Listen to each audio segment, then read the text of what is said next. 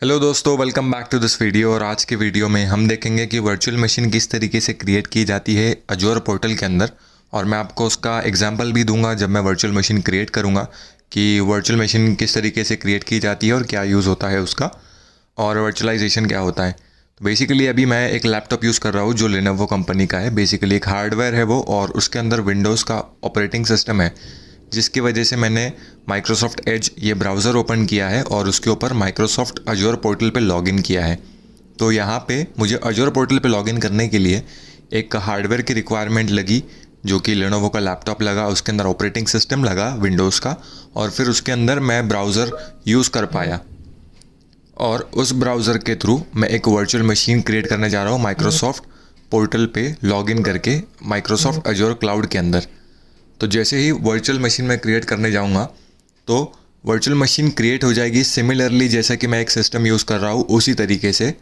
लेकिन उस virtual machine में रिक्वायरमेंट क्या होगी, उसमें सिर्फ हमें एक ऑपरेटिंग सिस्टम लगेगा, एक ओएस लगेगा। हार्डवेयर की रिक्वायरमेंट वहाँ पे एलिमिनेट हो जाएगी। मतलब जो लेनोवो का लैपटॉप मुझे अभी लग रहा है ये अजोर पोर्टल पे लॉगिन करने के लिए, वो मुझे नहीं लगेगा वर्चुअल मशीन के सिनेरियो में।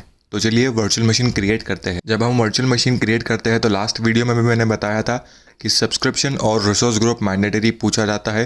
तो सब्सक्रिप्शन और रिसोर्स ग्रुप आपका इन प्लेस होना ज़रूरी है। अगर नहीं है तो आप क्रिएट कर सकते हो। हम एक वर्चुअल मशीन क्रिएट करेंगे यहाँ पे। इसका रिडंडेंसी मैंने ये तीनों के ऊपर भी एक वीडियो बनाया है, तो आपने अगर नहीं देखा है तो आप प्लेलिस्ट में जाके देख सकते हो।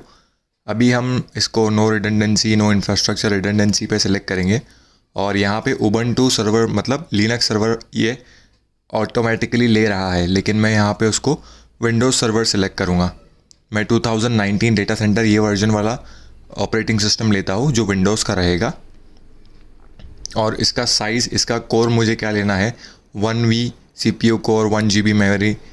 अगर मुझे इसको इंक्रीज़ करना है तो मुझे यहाँ पे लिस्ट मिल जाएगी, और मैं यहाँ पे 4 CPU 16 GB मेमोरी वाला साइज़ सिलेक्ट करूँगा। और यूज़र नेम एंड पासवर्ड में मुझे वर्चुअल मशीन को लॉगिन करने के लिए क्या यूज़र नेम एंड पासवर्ड देना है वो मैं सिलेक्ट करूँगा। तो मैं रैंडमली कुछ सिलेक्ट कर लेता हूँ कि मुझे क्या एग्जैक्टली चाहिए है, और पासवर्ड मैं अपने तरीके से सेट कर दूंगा यहाँ पे।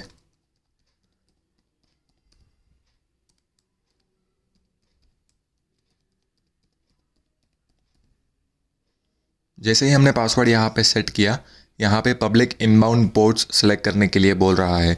जो हमने नेटवर्क सिक्योरिटी ग्रुप में देखा था inbound rule and outbound rule, ये वही रूल्स है। अगर मैं नन पे सिलेक्ट कर दूंगा तो कोई भी नेटवर्क सिक्योरिटी ग्रुप के अंदर इनबाउंड रूल्स ओपन नहीं होगा।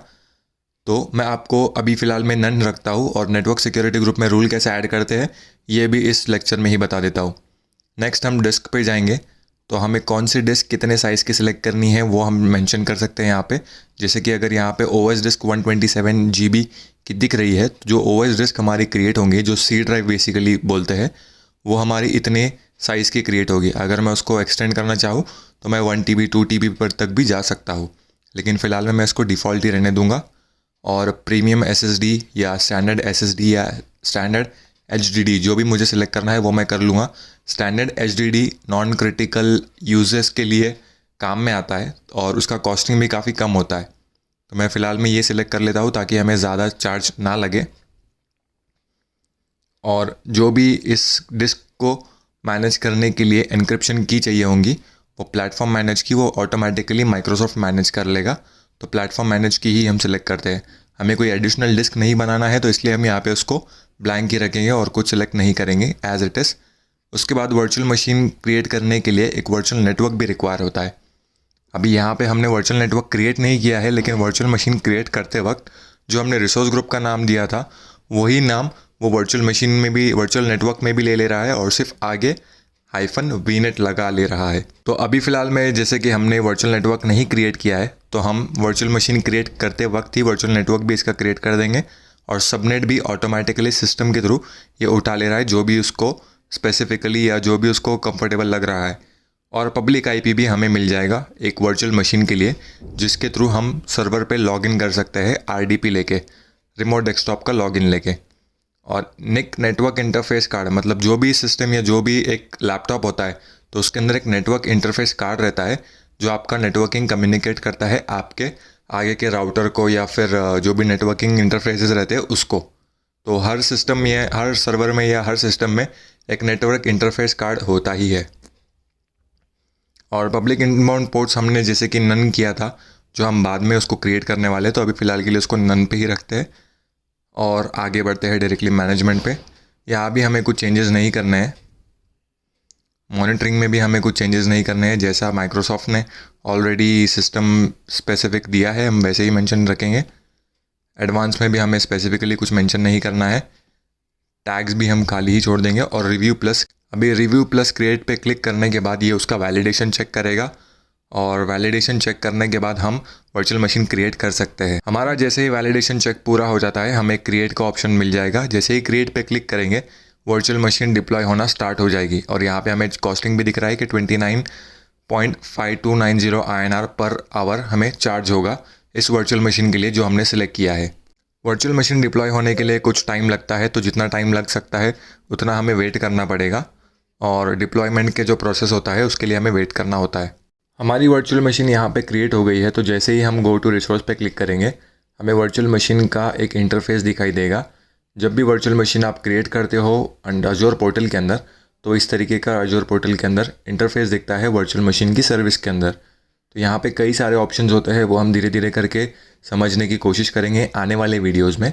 लेकिन मैं आपको बेसिक चीज़ें बता देता हूँ। जैसे कि हमने हमारा रिसोर्स ग्रुप अब सिलेक्ट किया था सैम्पल GRP नाम से, तो वो यहाँ पे अवेलेबल है। हमारा सब्सक्रिप्शन का नाम हमने ईस्ट US लोकेशन सेलेक्ट किया था और स्टेटस वर्चुअल मशीन का रनिंग में है। ऑपरेटिंग सिस्टम हमने विंडोज सेलेक्ट किया था और उसका जो कोर था वो 4 कोर 16 GB मेमोरी हमने सेलेक्ट किया था। वर्चुअल मशीन क्रिएट करते वक्त हमने पब्लिक IP को भी चेक बॉक्स किया था, मतलब हमने एनेबल रखा था कि आप वर्चुअल मशीन डिप्लॉय करते वक्त एक पब्लिक IP एड्रेस भी इस मशीन को असाइन करो, तो वो भी हो गया है। और एक वर्चुअल नेटवर्क भी क्रिएट हो गया है सबनेट के साथ।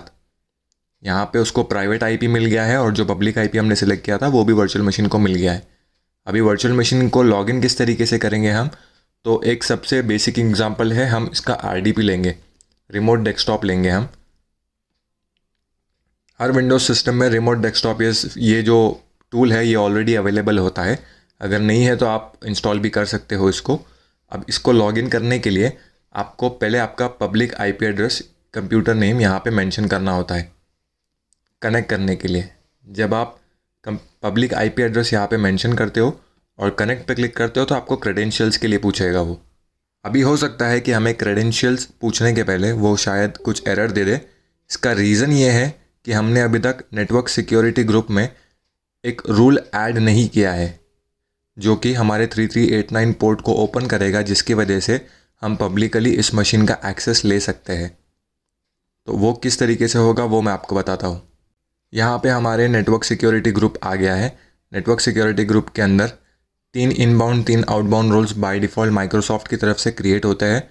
वर्चुअल नेटवर्क को अलाउ रहता है, लोड बैलेंसर को अलाउड रहता है और डिनाई इन ऑल इनबाउंड को रहता है। मतलब जब हम वर्चुअल मशीन को कनेक्ट करने की कोशिश कर रहे थे तो ये रूल उसको ब्लॉक कर रहा था, हमें एक्सेस नहीं लेने दे रहा। लेकिन जब हम क्रिएट रूल करेंगे और इनबाउंड पोर्ट रूल सेलेक्ट करेंगे तो हम सोर्स में एनी मेंशन करेंगे, मतलब कोई भी सोर्स अगर रहा, मतलब मेरा सिस्टम, आपका सिस्टम, कोई भी IP एड्रेस से अगर आप लॉगिन करने जा रहे हो डेस्टिनेशन पे, कोई भी डेस्टिनेशन पे, तो ये अलाउ कर दे, हम ऐसा रूल सेट करेंगे। अभी कस्टम पोर्ट सर्विस के अंदर सिलेक्ट हुआ है तो उसको चेंज करके हम RDP कर देंगे। रिमोट डेस्कटॉप का पोर्ट नंबर 3389 होता है, ये आपको याद रखना है।